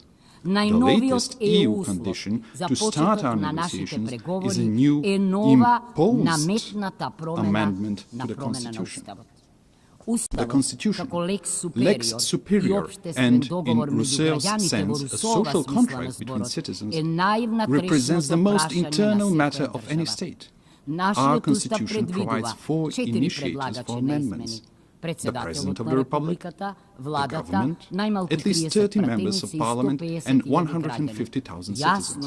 It is clear that neither our neighbors nor the European Union are authorized proposers of amendments. We emphasize that conditioning the start of negotiations to new constitutional amendments once again reopens issues of history, culture and language, questions we have been assured were settled by the Prespa Agreement with Greece. We are constantly reminded that agreements must be respected. Pacta sunt servanda. We know, I agree, we note that the Treaty of Friendship, Good Neighborliness and Cooperation with Bulgaria contains no provisions for constitutional amendments. Finally, through the Constitutive Act, the EU defines itself as a unity of diversity and commits to respecting cultural and linguistic diversity, national and cultural identity, and dignity and integrity. How then is it possible that we are asked to discuss and negotiate with a neighbor about history, culture, and language? Time and again, we stress that we perceive ourselves as Europeans and deeply believe in the European project that brought peace and economic prosperity after the Second World War. The European ideal remains our greatest inspiration and strategic aspiration. As a country dedicated to good neighborly relations and regional cooperation, we do not seek disputes with our neighbors. What we desire is to be integrated in the Union, but without additional conditions and with national dignity preserved. We warn that after the war in Ukraine, the blocked European integration of the Western Balkans is not only a political, but also a security issue. With the political door closed for the Western Balkan countries and the door wide open for influences of third geopolitical centers of power, it is ironic that the Union calls for resilience towards them. Must we end up on the Security Council's agenda for the EU to unblock enlargement? If the European Union wants to be a geopolitical union, it must not leave the Western Balkans in a geopolitical vacuum. As the President of the European Commission has noted, the European Union must break the armor of consensus as soon as possible if it wants to complete the reunification of Europe and become a strong geopolitical factor again. Madam President, esteemed Excellencies, finally, I cannot but not address one of the most geopolitically volatile regions, the Middle East and Gaza. The Middle East has an ancient and rich tradition of interreligious and inter-ethnic coexistence. History has shown that diversity, when respected, can be a source of cultural enrichment and long-term peace. But also history teaches that violence, regardless regardless of its origin, deepens divisions, prolongs human suffering, and distances the parties from a just and comprehensive solution. We are convinced that sustainable peace in the Middle East can only be achieved through dialogue and diplomacy, in accord with international law. The inviolability of human life and dignity must be respected, even in times of war, in accord with international humanitarian law. In that spirit, we reaffirm our support for international efforts aimed at de-escalation, inclusive dialogue, and direct negotiations. Esteemed Excellencies, these geopolitical fault lines and tensions point unequivocally to the following. Without multilateral institutions and procedures, without international law and principles that would tame the strong and protect the weak, we will reenact the Thucydides Melian dialogue, with the strong doing what they can and the weak what they must. Consider how repeated violations of the United Nations Charter were tolerated, clearing the path for new ones. Remember the General Assembly resolutions left unenforced, the International Court of Justice's judgments disregarded and its opinions ignored, and the peace initiatives obstructed in the Security Council. Facing with the dysfunction of the current international order, some realists advise forgetting international treaties and conventions as a needless burden and seeking shelter in regional blocs and alliances. Then, the fastest and best way to resolve crisis is outside the United Nations without a Security Council mandate. However, departing from universal principles and mechanisms in favor of pragmatic opportunism and reaching for ad hoc measures pushes us towards an uncertain future of growing geopolitical and geoeconomic competition and even confrontation in the race for resources. Is that the harsh world we mean to leave to our posterity? The alternative is to try to revitalize multilateralism and make its institutions more resilient to these systemic shocks. Respected Madam President, respected attendees, young generations have the right to a renewed charter, to a reformed and strong United Nations that will enable them to live in peace among nations and peace with nature. These reforms must not be cosmetic, but profound, to enable greater inclusiveness, harmonization between values and mechanisms, optimization of national and global interests, and functional institutions. The UN reforms depend on whether they are seen as an opportunity to renew the rules-based international order or as a challenge to the privileges of some member states. Yet, what is the point of being a privileged member state of a dysfunctional, irrelevant, marginalized international organization? For effective United Nations, it is necessary for the Security Council to be reformed, to be more inclusive, accountable, and responsible for maintaining international peace and security. The General Assembly must evolve into a representative policy-making body rather than a debate club. The implementation of International Court of Justice judgments must become mandatory for all member states, ensuring the rule of international law. Reform is needed not only for all challenges, but also for new ones. Artificial intelligence brings enormous opportunities, but also incalculable risks for our civilization. It is not just a technological leap. Its impact may be greater than the industrial and digital revolutions. Aware of this, my country and I support the proposal to make artificial intelligence a priority of the 80th session. Next year, we will elect a new Secretary General of the United Nations. We need a person with so liderske leadership vještine, skills, so with bogato rich diplomatic diplomatsko experience, iskustvo, and so ability sposobnost to da gi bring premostuva differences razlikite i da gradi and build konsensus, consensus, no i da bide but also dlaboko deeply humana humane i and posvetena committed na to the ranljivite. vulnerable. The Idni od next prv top diplomat na diplomat of the svetu world must mora da possess ima mnogo knowledge, znanje, trpenja i patience tak. and tact. Po 80 godini After od 8 osnovanja years, to, It is krajno vreme high je za time žena for a generalni woman to be a sekretar Secretary na General of the Objedinitite United naciji. Nations. Vo In a svet world dominiran dominated od by silni strong maži, men, često often so with oružje, weapons, we potrebni mi need se strong silni women ženi so with mudrost wisdom i and empatija. empathy. Verujem I deka believe that ženite, women koji who zajedno are, so decata, along with their se children, are the najgolemite i greatest and najbrojni most žrtvi na numerous vojnite, victims of wars ima have neotuđivo an pravo i inalienable obvrska right and da posegnat obligation to ponivna prevent them. prevencija. The Anarhični anarchic međunaroden international order poredak je is a zakana threat za to site, all, a but najmnogo especially za to small malite states. državi. It is Prirodno je natural malite i for srednji small državi da and bidat medium-sized najgolemite states to be the podržuvači greatest na supporters reformite of na the United Objedinitih Nations naciji. reforms. Ceniti ekscelenciji, Distinguished excellencies, dozvolite let da me share with you podelam what što we pravi are me doing nije in na this ovoj plan. regard. Го We поддржавме supported the усвојувањето adoption of the на Pact for пактот the за Future иднината како as a нов new глобален global општествен social договор. contract. Living in Живејќи one of the во most еден од climate климатски vulnerable најранливите regions in the региони во world, светот, the Медитеранот, Mediterranean, македонските Macedonian граѓани citizens веќе are ги already чувствуваат experiencing the последиците од consequences of климатската the climate криза, crisis, како што such се as extreme екстремните weather conditions. временски услови.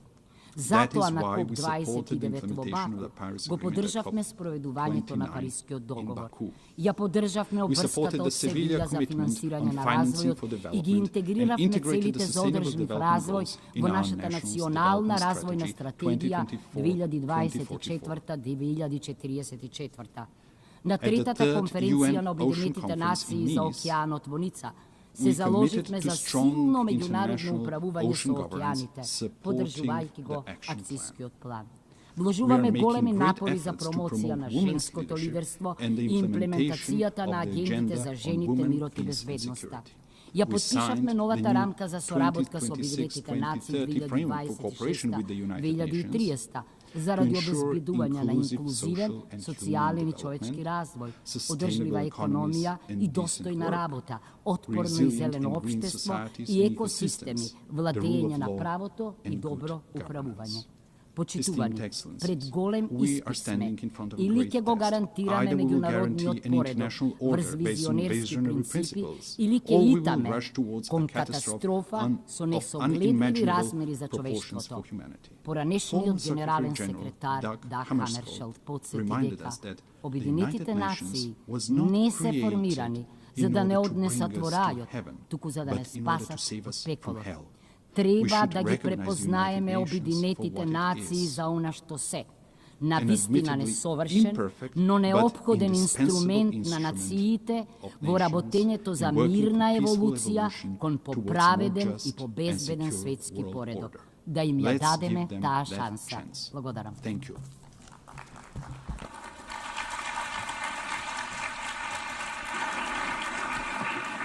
On behalf of the Assembly, I wish to thank the President of the Republic of Macedonia.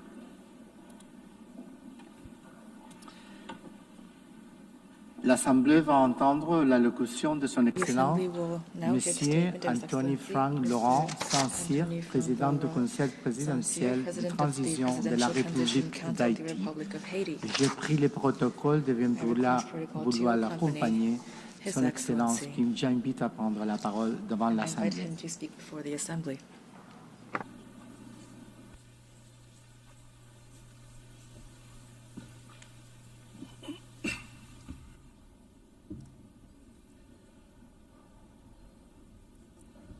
Madame la Présidente de l'Assemblée générale, Madam President of the General Monsieur Assembly, le Secrétaire général, Secretary General, Excellences, Mesdames, Messieurs les chefs distinguished d'État et de heads of gouvernement, state and government, Mesdames, Messieurs les chefs de distinguished délégation, heads of delegation, distingués délégués, c'est avec distinguished gravité delegates, et beaucoup it's with d'espoir a que je sense porte of la voix gravity d'Haïti, and a great deal of les hope that salutations I d'un convey the peuple digne voice et of Haiti résilient, and the qui greetings malgré les of a épreuves dignified and resilient revendique pour people, lui-même which, et pour despite l'humanité hardships, entière, is claiming trois for itself promesses and for all of universelles. humanity three Le universal développement, le promises: respect de la dignité development, humaine respect et la for paix. human dignity, and peace. La paix peace, which is now an absolute imperative for the Haitian people.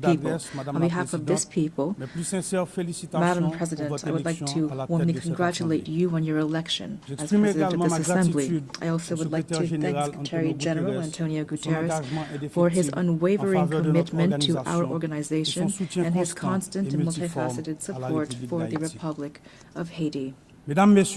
Ladies and gentlemen, the theme of this session, Better Together, 80 Years and More for Peace, Development, and Human Rights, honors the outstanding work carried out over the past decades. It also recalls the importance of remaining unified and resilient in the face of the unprecedented crises threatening the future of the planet, as well as international peace and security. Today, hunger is threatening millions of lives. Armed conflicts are multiplying and extreme poverty is deep, causing forced migrations that jeopardize international stability and that put solidarity between nations to the test. In addition to these challenges, we also are dealing with climate change, a rise of terrorism, mass atrocities, transnational crime, the erosion of human rights, and disinformation. We cannot turn a blind eye to the urgent need to strengthen our healthcare systems, to ensure a just energy transition, and to promote gender equality and youth inclusion. These issues require us, the world leaders, to shoulder our responsibility to build a UN that is better adapted to the challenges of today and the hopes of tomorrow. We must ensure that all of our actions, including technological breakthroughs such as artificial intelligence, foster peace, development, and human dignity. Ladies and gentlemen, just a 4-hour plane ride from here, a human tragedy is unfolding, one of the most devastating of our hemisphere. Every day, innocent lives are extinguished by bullets, fire, fear. Entire neighborhoods are disappearing, forcing more than 1 million people into internal exile and annihilating memories, investment, and infrastructure. Thousands of children have been deprived of their fundamental right to education. Thousands of young people are condemned to despair. Hundreds of women and girls have been raped, and they will forever carry the scars of this violence in their bodies and souls. Almost half of the population is facing acute food insecurity. The healthcare system is collapsing. Hospitals are being vandalized, burned, or forced to shut down. Doctors are fleeing. Lives are being lost due to a lack of treatment. Even the treatment for persons living with HIV and tuberculosis is under threat. This is the face of Haiti today, a country at war, a modern-day Guernica, a human tragedy at the doorstep of America. Only a 4-hour flight from here.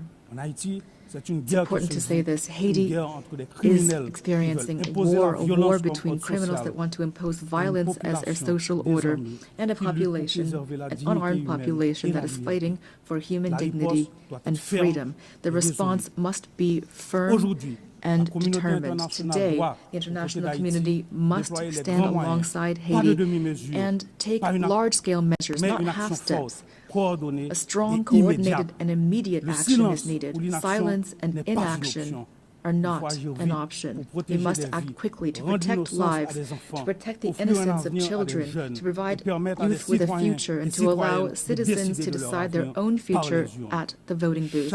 Every minute lost means human lives sacrificed and an erosion of democracy. Haiti wants peace. Haiti expects peace.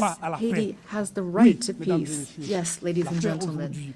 Peace today is the most pressing need of the Haitian people. It is the raison d'etre behind our tireless battle, the battle between our security forces, led by our security forces and the multinational security support mission. Many policemen and soldiers have fallen in the war against criminal groups. We pay tribute to these heroes, Haitian and Kenyan, who have laid down their lives for their commitment to restoring peace and security in Haiti. Today, out of the 2,500 troops initially required, and promised, there are only 1,000 members of the multinational mission on the ground. Their courage, combined with our own efforts, have not been sufficient to contain the security crisis. And yet we have increased by 40% the budget for our security forces. We've recruited new members. We have strengthened our troops and acquired more material and equipment. We must face the reality. Haiti is at the epicenter of an unprecedented regional threat. Powerful and heavily armed criminal networks are trying to destabilize our country and take over the economies of our entire common space. The new front lines of this battle are in our country, in Haiti. If we lose this battle on our soil, it will be futile to try to contain it in the rest of the region. That is why we must show the same determination, the same resolve, and the same unity that we showed in the fight against terrorism. Haiti could never overcome this challenge single-handedly. Today, it is crucial to mobilize a strong force with a clear mandate and with adequate material, logistical, and financial resources. In this regard, the lessons of the MMS and recommendations of Haitian experts must be taken into account. We also need heightened international cooperation based on intelligence sharing and on rigorous border control to curb the flow of arms, ammunition, drugs, and financing toward these gangs. Peace cannot be restored unless our regional partners take concrete measures to ensure their territories do not serve as a starting point or a transit hub for this kind of trafficking. Approaches that failed yesterday will not save Haiti today. It is critical to listen to the voice of the Haitian people, to try new solutions that are stronger and more adapted to the realities on the ground. In this regard, we fully support the efforts made to transform the multinational security support mission. We also call for solidarity from the entire international community, especially for the commitment of members of the Security Council for a vote in favor of the resolution establishing a gang suppression force. That is why I would like to express on behalf of the Haitian people my profound gratitude to the United States and to Panama for this initiative, the implementation of which will mark a turning point in our fight against insecurity, which is suffocating our nation. I thank the administration of President Trump for the efforts made to provide support and resources in our common fight against the gangs, these enemies that are threatening both Haiti and the entire region. Today, the complexity of the Haitian crisis cannot serve as a pretext for endless talk, for drawn-out negotiations, or for stalemates caused by geopolitical considerations. Every day that we hesitate, criminal groups benefit. We urgently need to be proactive, to transcend divisions, to act together, to promote the values that bring us together, peace and human dignity. Haiti would welcome the holding of a high-level meeting to overcome obstacles and to make tangible progress. In this regard, we welcome the countries of the region and thank them for their constant support, especially through declarations in various regional organizations, including the Organization of American States and CARICOM. We appreciate their support and advocacy with partners in the Security Council for a real solution to the security crisis in Haiti. We also pay tribute to all of those states which during previous crises stood by our side and expressed the hope to be able to count once again on their commitment. Together, we can and we must resolve this crisis which has lasted for too long already. 12 million women, men, and children are expecting this of us. Ladies and gentlemen, the Presidential Transition Council was born of a political consensus that stemmed from intense negotiations between the nation's political parties. This council, establishment was supported by various international partners and facilitated by leaders of CARICOM, has a clear agenda which centers on holding free and credible elections. I repeat, free and credible elections. Despite the many challenges caused by the security crisis, the electoral process, for which the PTC and the government have shown real political will, has made real headway.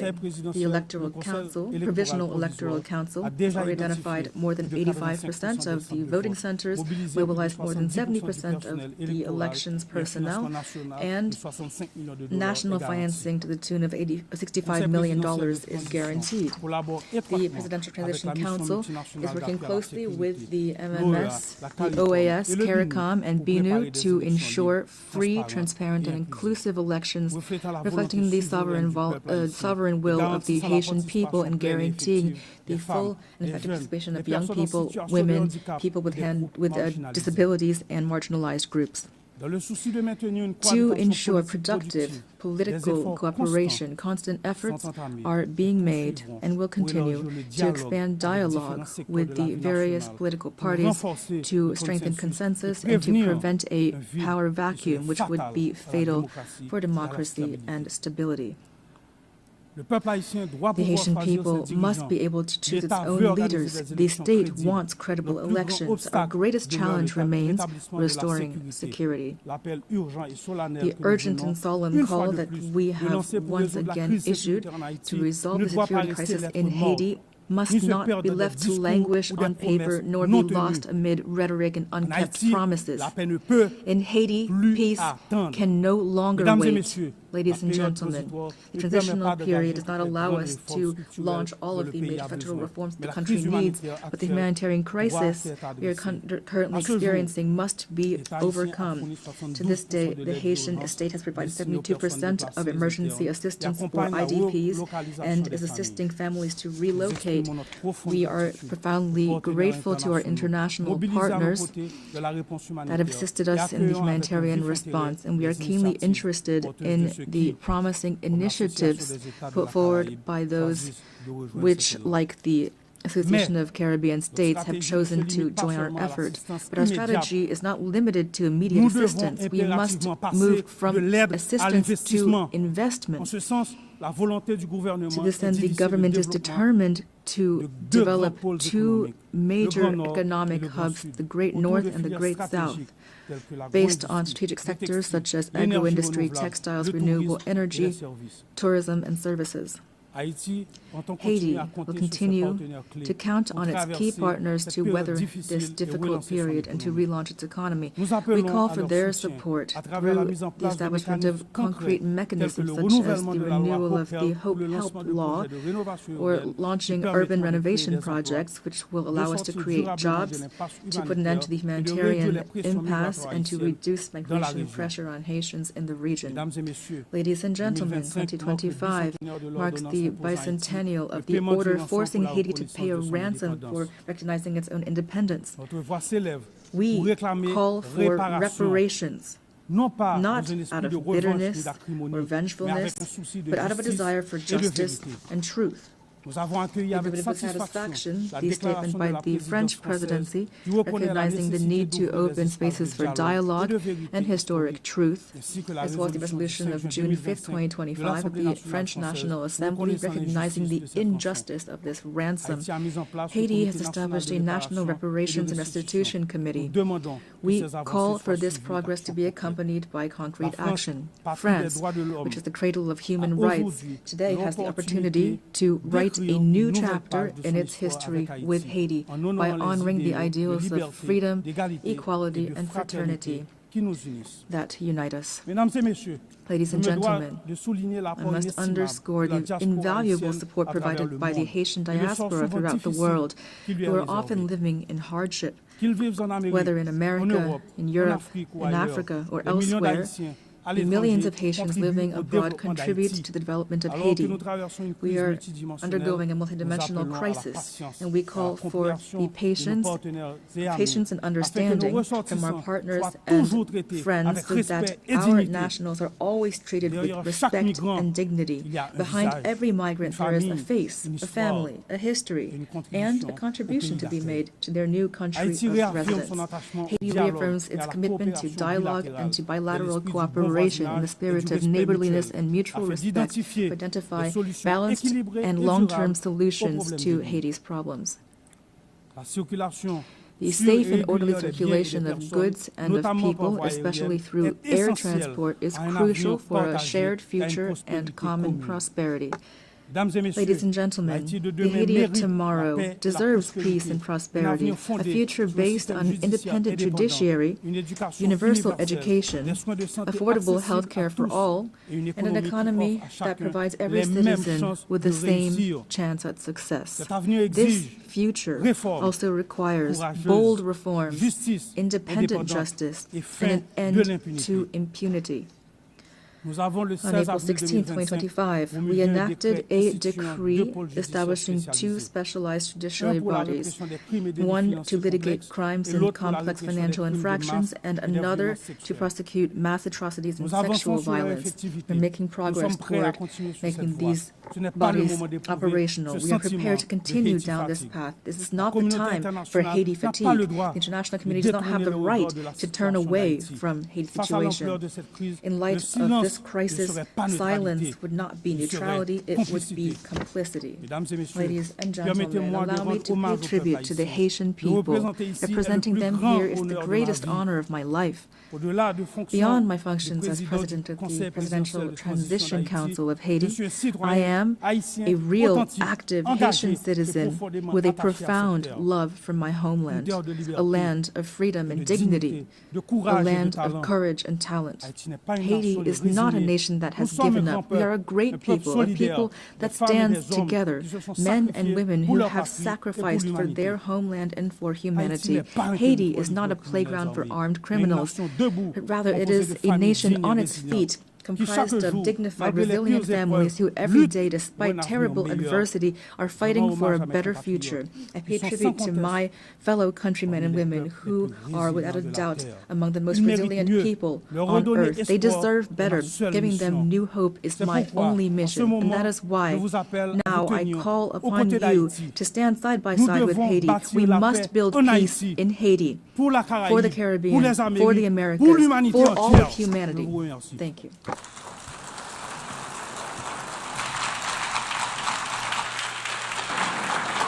Au nom de l'Assemblée générale, je tiens à remercier le président du Conseil présidentiel de transition de la République d'Haïti. The Assembly will hear an address by His Excellency Mikhail Kabalashvili, President of Georgia. I request protocol to escort His Excellency and invite him to address the Assembly. I can see it here. Yeah.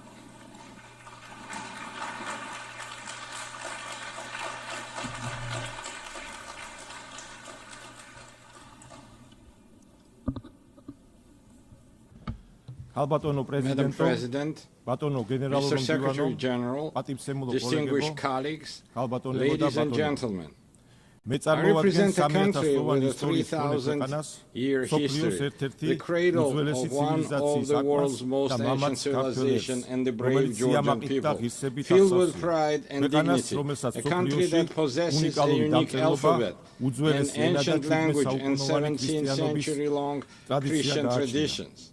The history of Georgia is a continuous chronicle of our people's struggle for survival against invaders, through which we have miraculously managed to preserve our cultural identity, traditions, and national character. Despite centuries of continuous warfare with invaders, the cultural environment in Georgia has always been distinguished by exceptional humanism, tolerance, and compassion for others, tolerance, openness to others, harmonious coexistence and diversity form the cornerstone of our ancient culture, which is brilliantly reflected in Georgian polyphony, in our national traditions, and in the world-renowned Georgian epic Shota Rustavelis, The Knight in the Panther's Skin. Georgia is a place where Throughout history, no human has ever been oppressed or persecuted on ethnic or religious grounds. Quite the opposite. We have always been known for our profound sense of justice. I represent the Georgian people who know both the cost of war and the value of freedom and peace, a people who cherish their rich history and traditions, while at the same time facing with resolve the challenges that lie before our country.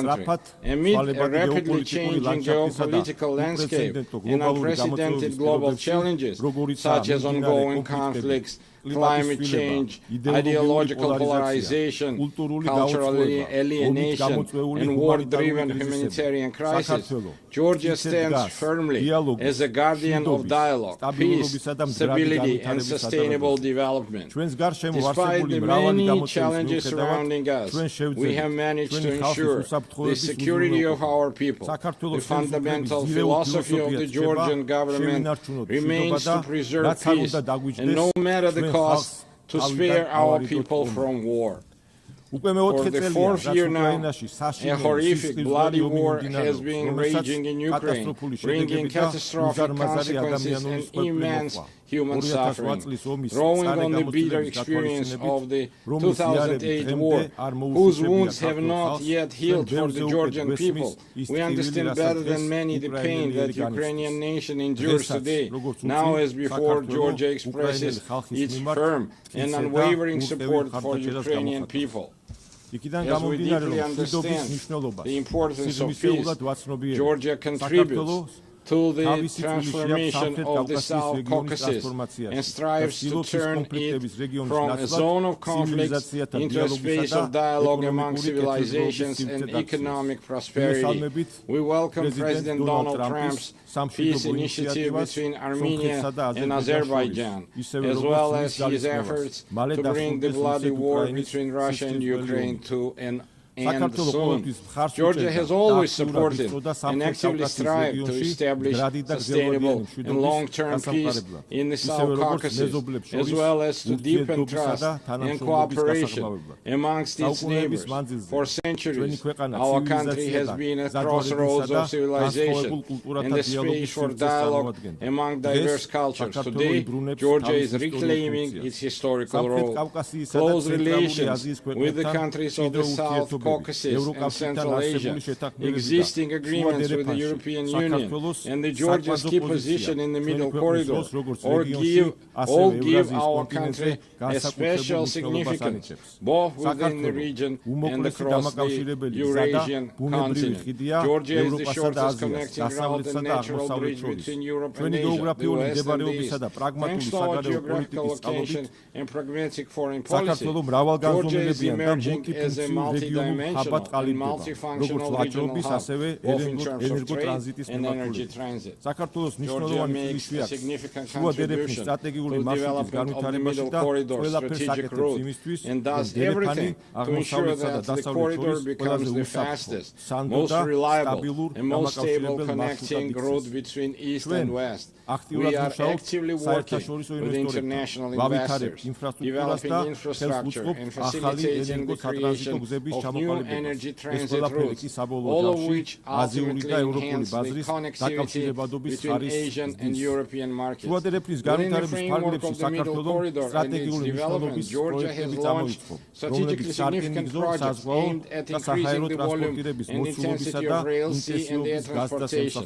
Among them, the railway modernization project has already been completed, while work is actively underway on the deep sea port in Anaklia, the new international airport in Tbilisi, and the Black Sea submarine cable project.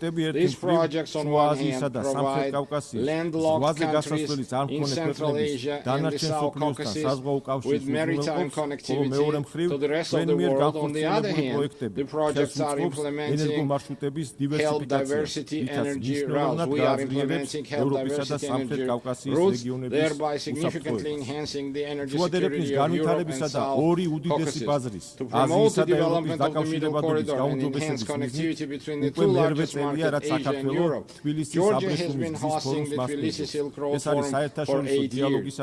is an international platform for dialogue and new opportunities, attended up to 2,000 delegates from 60 countries. Our goal is to develop constructive relations based on mutual respect and shared benefits with major economies such as the United States, China, European Union, and others.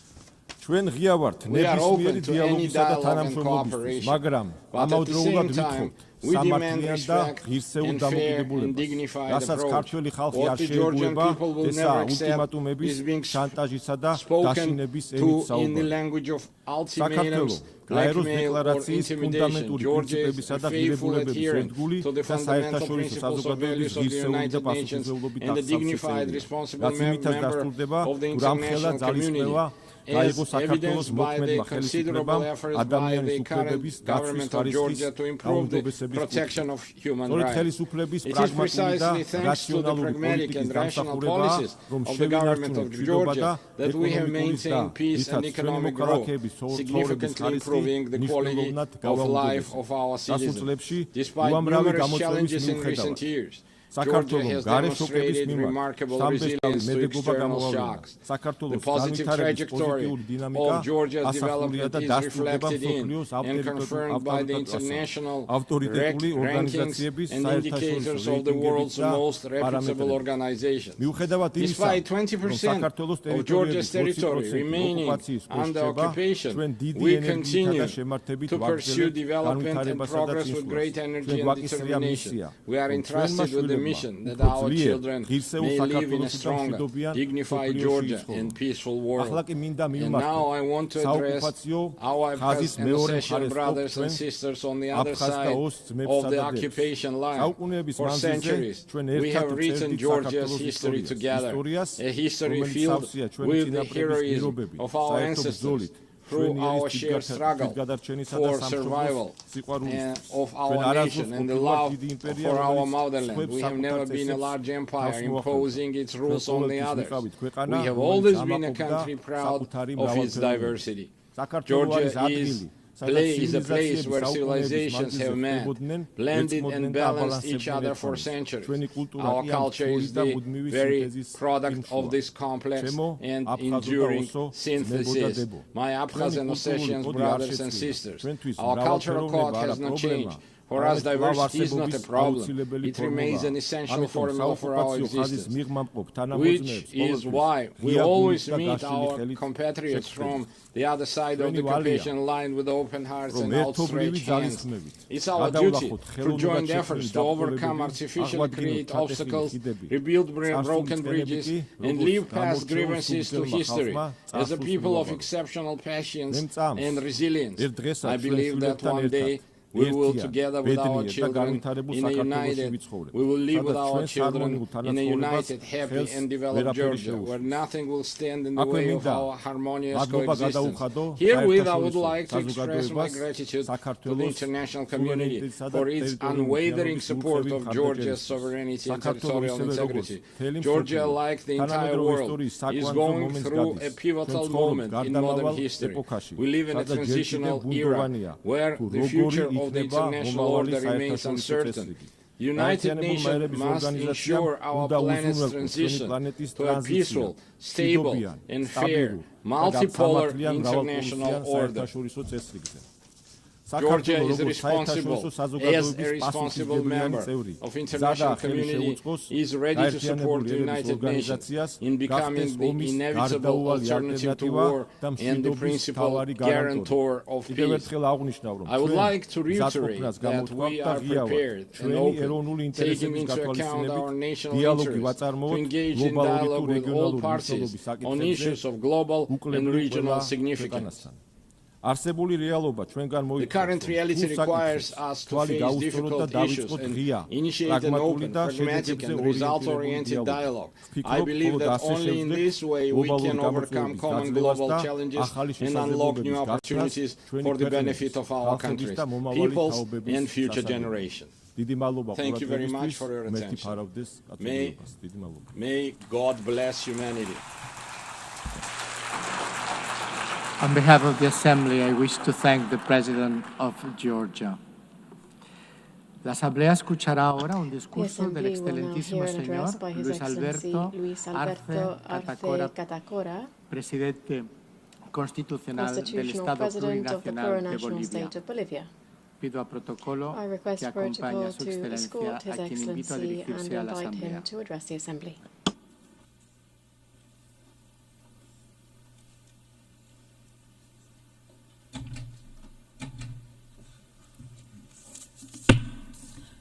Muy buenos días a very good todos. morning to all of you. Permítame expresar un fraternal saludo a la Presidenta de la Asamblea General de Naciones Unidas, Annalena Baerbock, y por su intermedio a toda la Asamblea. El 80º periodo de sesiones no es un dato cualquiera. Es un espacio de un momento histórico que nos invita a detenernos y mirar hacia atrás para recordar por qué nació esta organización y se dio los resultados que la humanidad esperaba después de 2 guerras mundiales en las que la lucha por la riqueza y las áreas de influencia dejó millones de muertos, desplazados y heridos. Vivimos con una verdadera lacerante que pretendemos ignorar.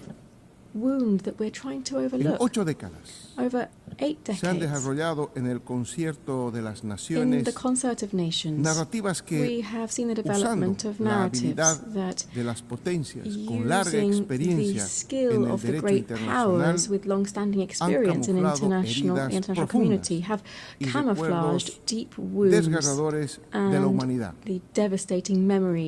empleando inteligentes cuerpos normativos que predican el deber ser de las Naciones Unidas, registrados en costosos materiales impresos y audiovisuales que son poco efectivos ante problemas flagrantes como el neocolonialismo en todas sus expresiones, ocupación territorial, genocidio, injerencia política, económica y cultural, el racismo, la discriminación, el armamentismo y la violencia que lleva implícito, sin contar otros aspectos como el hambre, la crisis climática, energética, alimentaria y las cada vez más frecuentes crisis financieras. Los efectos de esta realidad son claros. Confrontación y discursos que promueven el odio y la división entre naciones hermanas, inequidad, exclusión, pobreza y desigualdades e injusticia producidas aún en instituciones creadas para resguardar los derechos de los más débiles. Ya ni hablar de los derechos económicos, sociales y culturales de los pueblos, y más si se tratan de los pueblos indígenas. Una evaluación sincera nos lleva a confirmar que a 80 años los resultados no son los esperados. Por consiguiente, no estamos bien. El mundo actualmente está igual de dividido y confrontado más que hace 80 años atrás. En el mundo existe mayor inequidad en la distribución de la riqueza que hace 80 años atrás. Las cifras de pobreza, desigualdad e injusticia, en lugar de reducirse, cada vez son mayores. El riesgo de que la paz que aún exista desaparezca y que una tercera guerra mundial de nuevo tipo enlute el planeta es muy cercano si no reaccionamos a tiempo. El peligro de que el irrefrenable desarrollo de las fuerzas productivas en el capitalismo, con un mal empleo de la inteligencia artificial, incremente la crisis climática, liquide al planeta y convierta a la inmensa mayoría de la población en innecesaria, es también algo no muy lejano. No estamos bien. La ONU se erigió sobre las osamentas que entre el 50 y 70 millones de vidas que perecieron en el Holocausto y la destrucción de naciones que quedaron en ruinas, no solo físicas, sino también morales, debido a la violencia que aplicó el fascismo, pero también el naciente imperialismo con el uso de dos bombas atómicas. Uno de los objetivos con que nació las Naciones Unidas fue no repetir la barbarie de la guerra. Hoy suenan los ecos de tambores de guerra en todos los continentes. Se practica el genocidio por la sola decisión de dos países, de negarle el derecho a ser libre y soberano a un pueblo. Se usan armas sofisticadas en clara señal de provocación contra un país soberano y se impulsa una mayor militarización de una región con la doble moral de la lucha contra las drogas. Y en esa misma región se mantiene un criminal bloque contra un pueblo y su Estado por el solo hecho de haber conquistado su plena independencia hace más de 6 décadas. Las guerras no son las mismas de hace 80 años. Las guerras ahora son multidimensionales, articulando mecanismos de guerra económica, financiera, mediática, información, cibernética, sin dejar de aplicarse la guerra propiamente militar, que ahora abarca también a la guerra desde el espacio, la guerra biológica y otras técnicas que se siguen desarrollando impunemente en base a una tecnología de la on the basis of technology of war. No será una novedad encontrarnos con guerras climáticas y energéticas que impacten sobre la soberanía y seguridad alimentaria, poniendo también en riesgo recursos estratégicos como el agua. Se está poniendo en riesgo la supervivencia del ser humano sobre la Tierra y de la vida misma sobre el planeta. Es hora de quitar la máscara al origen de esta suma de tragedias. La causa de esta lógica destructora no es otra que el dominio salvaje del sistema capitalista que coloca a la acumulación, la ganancia y el lucro de pocos sobre los derechos y la vida de las mayorías planetarias. La causa es el actual desarrollo capitalista que trata de resolver su crisis irresuelta, retornando a las formas originarias de acumulación y revirtiendo la tendencia decreciente de la tasa de ganancia. El capitalismo, en su fase imperialista, está recurriendo de nuevo al despliegue de la violencia, el saqueo de los recursos naturales, al asalto de los estados soberanos y al derramamiento de sangre para cumplir con las dos lógicas de acumulación con las que nació el poder político y militar de una parte y el control territorial de otra. Y se suma una tercera causa, más inmediata, y es el obsesivo afán de la nueva administración de Trump de devolverle a los Estados Unidos su condición de hegemón a una costa de poner en tela de juicio el propio sistema liberal, el llamado libre comercio, la globalización y de ocasionar dolor y muerte. ¿Para qué? Para apropiarse de los recursos naturales, tomar el control de las materias primas para beneficio de una burguesía imperial y subordinar a la mayor parte de los países a su sed insaciable de riqueza y privilegios y para tratar de mantener un orden unipolar a toda costa. La reciente publicación de la Estrategia de Defensa Nacional de Estados Unidos de Norteamérica plantea un repliegue de sus tropas en el mundo para sentarlas en su país y área de influencia. Canadá, Alaska, el Caribe, Centro y Sudamérica. La experiencia histórica con nuestros vecinos nos hace concebir que esa no es otra cosa que una nueva forma de aplicar el monroísmo, doctrina que vuelve a plantear que América es de los norteamericanos, generando condiciones para un nuevo momento de neocolonialismo. Señora Presidente, estimados y estimados jefes de Estado, desde el Abya Yala, nombre indígena del continente americano y del Caribe, indigenous name for Latin America and the Caribbean, we can say that we are a zone of peace, and we did so at the second summit of CELAC in Havana in 2014. The nations in our region are complying with this mandate that we set ourselves, still bearing in mind our political and ideological differences on various topics and with regard to border and territorial occupation-based disputes that remain ongoing. We can say when we invert the equation of the Pentagon, that it is peace rather than war that guides our international relations. In hearing this declaration statement, in 2022, in the same place, I came to appeal to the United Nations for a General Assembly to declare to the world that it would be an entire territory of peace.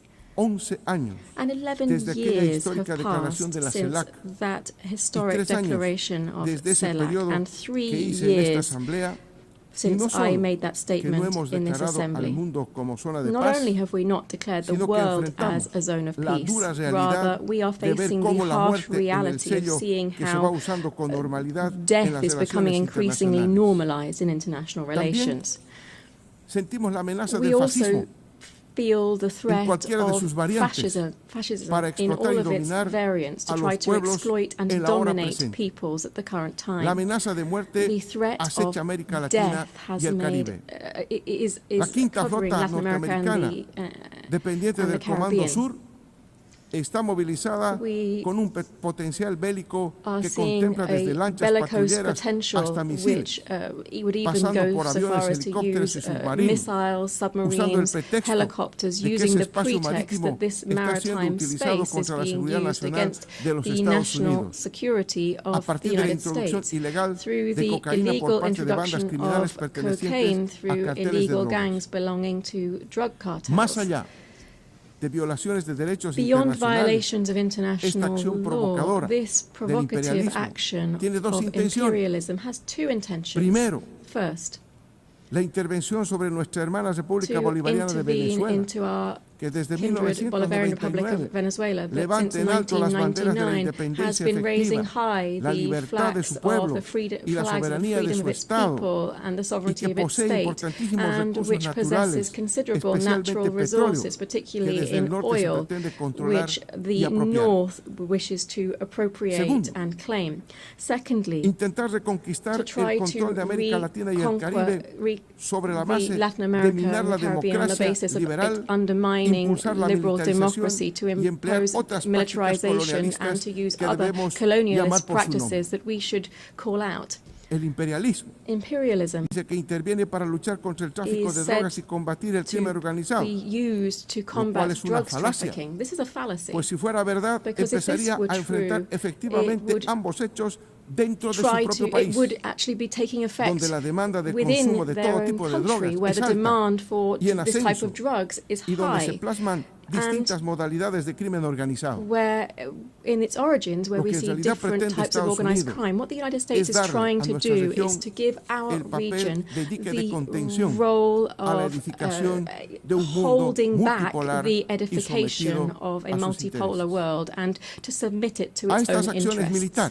Added to these military actions, the images of which have been seen around the world, we see other types of devastating actions, such as those aimed at strengthening the economic blockade against Cuba. Billions of dollars are owed by the United States to the Cuban state due to these unilateral coercive measures, which are explained on the basis of rejecting the first communist revolution, which will never be destroyed. The threat of death is also afflicting the Middle East. In the Middle East, el dolor de millones de familias por la muerte de decenas de miles de palestinos a manos del poderoso ejército israelita no encuentra consuelo ni se detiene. Toda esta violencia cuenta, hay que decirlo, con el apoyo incondicional de los Estados Unidos, que quiere acelerar el desplazamiento del pueblo palestino en el menor tiempo posible. La paz